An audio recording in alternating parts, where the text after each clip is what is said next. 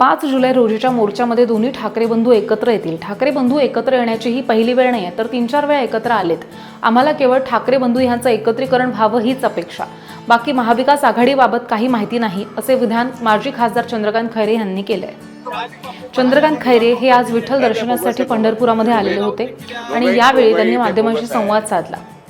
यावेळी शेतकऱ्यांच्या हितासाठी उद्धव ठाकरे यांनी पुन्हा मुख्यमंत्री व्हावं असं साकडं आपण विठ्ठलचरणी घातलंय, असं सुद्धा यावेळी खैरे म्हणाले.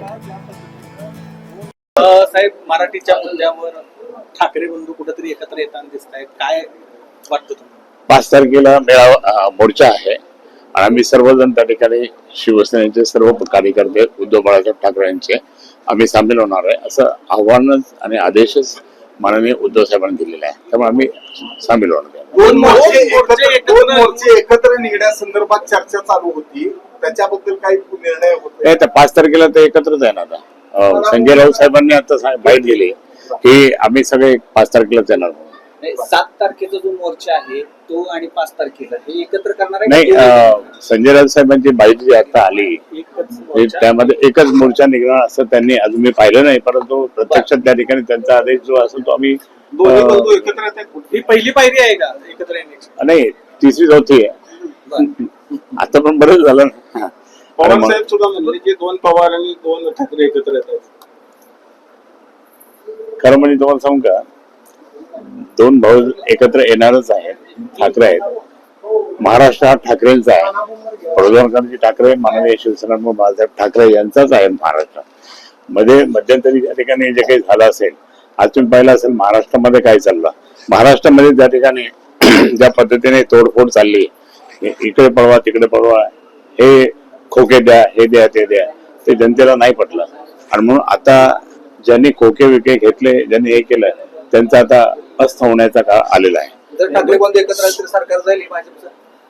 नाही, मी या ठिकाणी सांगतो, ठाकरे बंधू एकत्र आल्यानंतर खूप महाराष्ट्रामध्ये खूप चैतन्य निर्माण होईल आणि खूप जबरदस्त वातावरण निर्माण होईल आणि काही होऊ शकतं.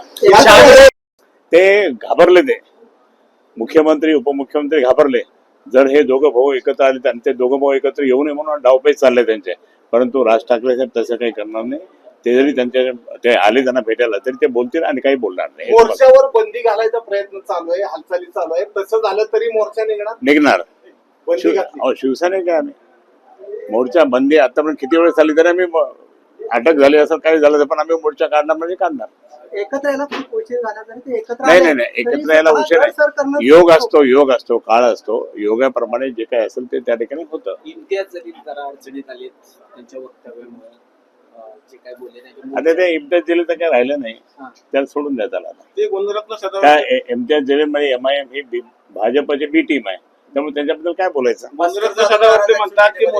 नाराजी नाहीये, ते एकनिष्ठ शिवसैनिक आहे आणि ते आमच्या सोबत आहे. आता 1 तारखेला मीटिंग मध्ये ते सुद्धा असतात. गुजरातला सदावर्ती म्हणतात की त्या मोर्चाला परवानगी देऊ द्या.